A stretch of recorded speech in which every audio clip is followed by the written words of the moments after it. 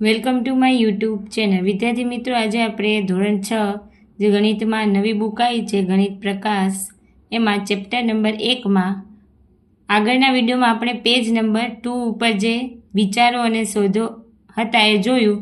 હવે આજે પહેલાં કોષ્ટક જોઈએ. કેમ? આ કોષ્ટક ઉપરથી જે નીચેનું છે પેજ નંબર 3 ઉપર એ વિચારો અને શોધો છે. એટલે હા, જો કોષ્ટકમાં પહેલું છે એક એક એક એક એક, બધા એક છે એટલે એના પછી બી કેટલા આવશે? એક એક એક એક જ આવશે. હવે જો આ 1 2 3 4 5 6 7 પછી 8 9 અને 10 એવી રીતે કન્ટિન્યુ સંખ્યા થશે. હવે જો 1 3 5 7 9 11 અને 13 કેવી સંખ્યા છે? એકી સંખ્યા. કેવી સંખ્યા? તો એક પછી 2 મૂકી દેવાનો, પછી 3, પછી 4 મૂકી દેવાનો, 5, 6 મૂકી દેવાનો, 7, 8 મૂકી દેવાનો, 9, 10 મૂકી દેવાનો, 11, 13 મૂકી દેવાનો. 13 પછી શું આવે? 14 નહીં, શું લખવાનું? 15, પછી 16 મૂકી દેવાનો, 17. એવી રીતે એકી સંખ્યાઓ એને અયુગ્મ અથવા તો ઇંગ્લિશમાં ઓડ નંબર કહેવાય છે. પછી નીચે છે બેકી સંખ્યાઓ 2 4 6 8 10 12 14 પછી બેકી સંખ્યા 16 18 20 22 એવી રીતે. બેકી એટલે યુગ્મ સંખ્યા અથવા તો ઇંગ્લિશમાં એને ઇવન નંબર કહે છે. પછી છે ત્રિકોણીય સંખ્યા. જો 1 3 6 એટલે 1 3 3 વત્તા 3 એટલે 6, 6 વત્તા 4 એટલે 10, 10 વત્તા 5. એક એકનો અહીંયા પહેલાં 2 ઉમેર્યા પ્લસ 2, પછી અહીંયા પ્લસ 3 પ્લસ 4, 6 ને 4 10, 10માં 5 ઉમેરીશું તો 15, 15માં 6 ઉમેરીશું તો 21, 21માં 7 ઉમેરીશું તો 28. હવે 21માં શું ઉમેરવાનું આવશે? 8. એટલે સોરી, 28માં શું ઉમેરવાનું આવશે? 8. 28માં આપણે 8 ઉમેરીશું તો 8 ને 8 16, વધી 1, 2 ને 1 3 એટલે આવશે 36. પછી 36માં 9 ઉમેરીશું તો આવશે 45. એવી રીતે ક્રમબદ્ધ સંખ્યા ઉમેરતી જવાની અને ત્રિકોણ સંખ્યા બને. જો એક પોઈન્ટ હોય પછી 1 2 3 એવી રીતે 6 થી 1 2 3 4 5 અને 6 એ ત્રિકોણ બનતા જાય એટલે એને ત્રિકોણીય સંખ્યા કહેવાય છે. પછી છે ચોરસ સંખ્યા અથવા તો સ્ક્વેર નંબર.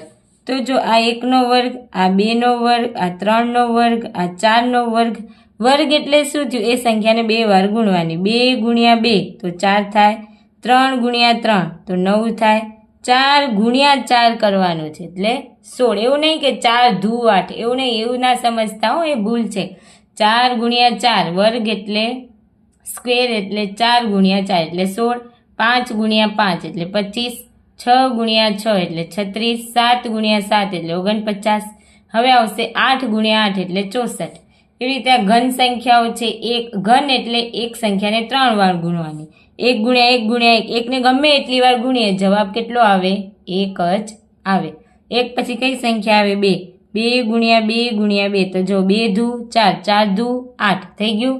એવી રીતે 3, 3 તેરી 9 તેરી 27, 4 ચોક 16 ચોક 64, 5 5 25, 25 50 125, 6 6 36, 36 ગુણ્યા 6 216.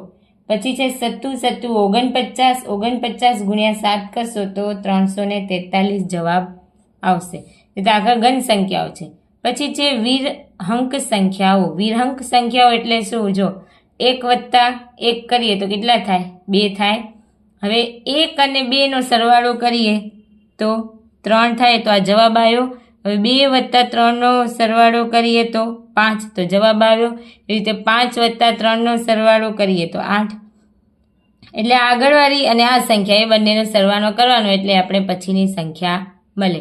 5 વત્તા 8 કરીએ તો 13, 13 વત્તા 8 કરીએ તો 21. હવે 13 વત્તા 21 કરીએ તો 3 ને 1 4 અને 2 ને 1 3 એટલે કેટલા આવશે? 34. રીતે આગળ સંખ્યાઓ થવાની. પછી છે 2 ની ઘાત, પાવર ઓફ એટલે 1 ની 2 ઘાત. 2 ની 1 ની 2 ઘાત એટલે 1, 2 ની 2 ઘાત એટલે 4.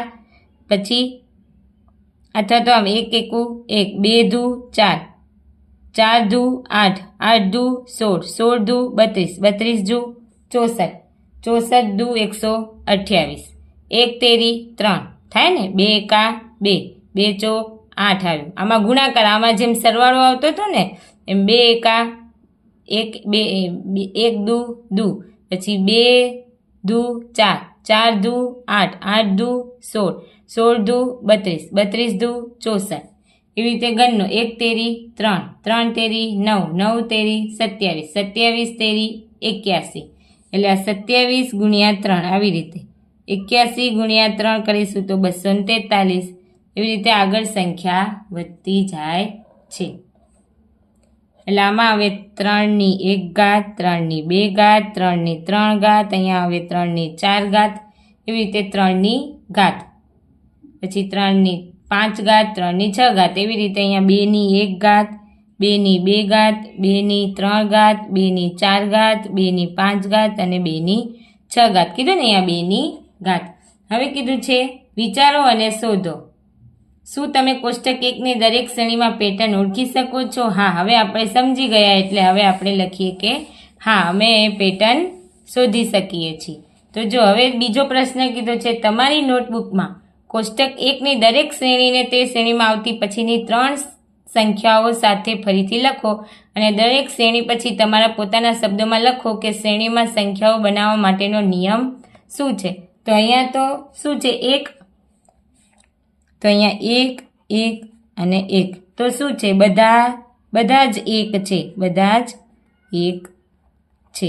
આ નિયમ થયો. હવે જો અહીંયા શું છે? 1, 2, 3, 4, 5, 6, 7, તો અહીંયા 8, 9 અને 10. ગણતરી આપણે કોઈ એમ સંખ્યા બોલો તો આપણે એવું બોલીએ ને 1, 2, 3, 4, 5, 7, તો ગણતરીની સંખ્યાઓ, ગણતરીની સંખ્યાઓ. એવી રીતે હવે ત્રીજું 1, 3, 5 આગળ તમને સમજાવ્યું હતું શું છે? ત્રિકોણ. તો જો અહીંયા સોરી એકી સંખ્યા 1, પછી 2 ના આવે, પછી 3, 5, 7, 9, 11, 13, 13 પછી એકી સંખ્યા 15, 15 પછી 1 મૂકી દેવાનું 16 એટલે 17, 17 1 મૂકી દેવાનું 18 મૂકી દેવાનું, શું આવશે? 19. તો લખવાનું એકી સંખ્યા. પછી છે બેકી. જો 2, 4, 6, 8, 10, 12, 14, 16, 18 અને 20. તો લખવાનું બેકી સંખ્યા. હવે અહીંયા પાંચમું છે, શું છે? 1, 3, 6, 10. તો અહીંયા તમને જો આ 1, 1, 2 ને 3, 1, 2, 3, 4, 5 ને 6 થાય ને. પછી શું હતું? 1 + 2 એટલે 3, પછી અહીંયા 3 ઉમેરો તો 6, અહીંયા 4 ઉમેરો તો 6 ને 4 10, હવે અહીંયા 10માં 5 ઉમેરો એટલે 15, 15માં 6 ઉમેરો એટલે 21, 21માં 7 ઉમેરો એટલે 28, હવે 28માં કેટલા ઉમેરવાના? 8, તો 8 ઉમેરશું તો આવશે 36, 36માં કેટલા ઉમેરવાના? 9, 9 ને 6 15, વધી 1, 3 ને 1 4, અને આ 45માં કેટલા ઉમેરવાના? 10 એટલે આવશે 55. પણ આ ત્રિકોણીય સંખ્યા છે, ત્રિકોણ બને છે આ સંખ્યા. જો 4, 5, 6, 7, 8, 9 અને 10 બન્યો ને. તો શું લખવાનું અહીંયા? ત્રિકોણીય સંખ્યાઓ.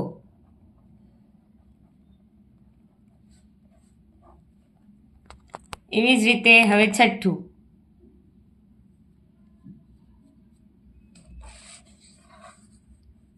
શું છે? જો 1નો વર્ગ, 2નો વર્ગ, વર્ગ એટલે એ સંખ્યાને 2 ગુણ્યા 2, પછી છે 3 ગુણ્યા 3, 4 ગુણ્યા 4 એટલે 4 ચોક 16, 5 ગુણ્યા 5, 6 ગુણ્યા 6, એવી રીતે 7 ગુણ્યા 7. તો હવે શું આવશે? 8 ગુણ્યા 8 કેટલા આવશે? 64, 9 ગુણ્યા 9 81 અને 10 ગુણ્યા 10 તો 100. એટલે લખીશું ચોરસ સંખ્યાઓ,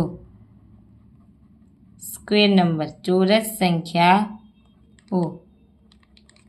એવી રીતે નીચે છે અહીંયા વર્ગ હતો ને, તો હવે શું છે? જો 1નો ઘન, 2નો ઘન, ઘન એટલે 2 ગુણ્યા 2 ગુણ્યા 2, 3 વાર ગુણવાના, 2 દુ 4 દુ 8. એવી રીતે 3નો ઘન, 3 ગુણ્યા 3 ગુણ્યા 3, 3 તેરી 9 તેરી 27. એવી રીતે 4નો ઘન એટલે સંખ્યા 4 વાર, 3 વાર ગુણ્યા 4 ગુણ્યા 4, 3 વાર થઈ ને 4નો ઘન એટલે 4 ગુણ્યા 4 ગુણ્યા, જેટલી આ ઘાત છે એટલી સંખ્યા રિપીટ કરવાની. કેટલી ઘાત છે? 3, તો 3 વાર 4 લખવાના અને વચ્ચે ગુણાકાર મૂકવાના. 4 ચોક 16 ચોક 64. એ રીતે 5 ગુણ્યા 5 ગુણ્યા 5, પાયો 25, 50, 125. એ રીતે 6 છે, 6 ગુણ્યા 6 ગુણ્યા 6 તો 216. હવે આવશે 7 ગુણ્યા 7 ગુણ્યા 7 તો 343. એવી રીતે 8 ગુણ્યા 8 ગુણ્યા 8, 8 8 64, 64 ગુણ્યા 8 તો 512.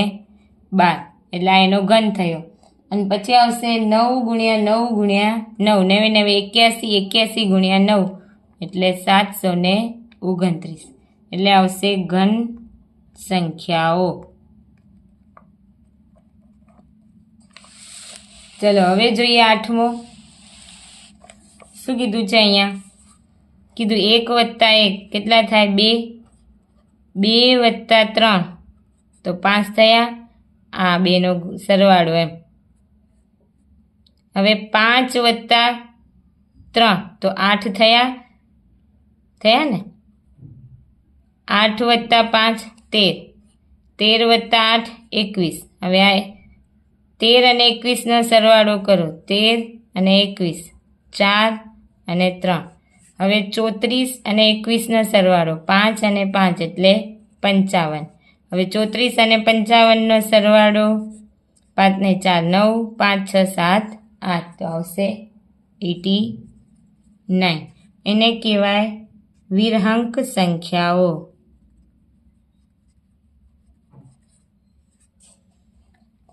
હવે છે 1 ગુણ્યા 1, 1 ગુણ્યા 2, પછી 2 દુ 4, 4 દુ 8, કીધું ને 2ની ઘાત, 8 દુ 16, 16 દુ 32, 32 દુ 64. હવે 64 દુ 128. પછી 128 ગુણ્યા 2 કરો તો 8 દુ 16, વધી 1, 2 દુ 4 ને 1 5, 2 એકા 2, 256. 256 ગુણ્યા 2 કરો તો 6 દુ 12, વધી 1, 5 દુ 10 ને 1 11, વધી 1, 2 દુ 4 ને 1 5 એટલે 552. એવી રીતે અહીંયા શું છે? 3ની ઘાત છે. અહીંયા જો 2ની 1 ઘાત, 2ની 2 ઘાત, 2ની 3 ઘાત, 2ની 4 ઘાત, 2ની 5 ઘાત, 2ની 6 ઘાત, એવી રીતે 2ની ઘાત. નીચે છે 3ની ઘાત છે. એવી જ રીતે જો 3ની 1 ઘાત, અહીંયા 3ની 0 ઘાત આવે ને ત્યારે એનો જવાબ શું આવે? 1. એવી રીતે અહીંયા 2ની 0 ઘાત, કોઈની પણ 0 ઘાત હોય તો જવાબ શું આવે? 1 આવે. ત્યારે જવાબ શૂન્ય ના આવે એ ના લખતા. કોઈ પણ હોય 121ની 0 ઘાત તો જવાબ 1 આવે. એટલે અહીંયા 2ની 0 ઘાત જવાબ 1, 3ની 0 ઘાત જવાબ 1. ચલો 3ની 1 ઘાત 3, 3ની 2 ઘાત, 3 તે 9, પછી 9 તેરી 27, 27 તેરી 81, 81 તેરી. તમે આમ એક એક ગુણ્યા વધારતા જાઓ. હવે આને 3 વડે ગુણીએ, 9 તેરી 27, વધી 2, 3 દુ 6, 7 8 અને 3 સત્તા 21 એટલે 2187. હવે આને 3 વડે ગુણીએ તો અહીંયા આવશે 7 તેરી 21, વધી 2, 8 તેરી 24, 25 26, વધી 2, 3 એકા 3 ને 2 5 અને 3 દુ 6. હવે આને 3 વડે ગુણીએ, 3 એકા 3, 3 છક 18, વધી 1, 3 પચા 15 ને 1 16, વધી 1, 6 તેરી 18 ને 1 19. તો એના પછીની એટલે 19,683 જવાબ આવે.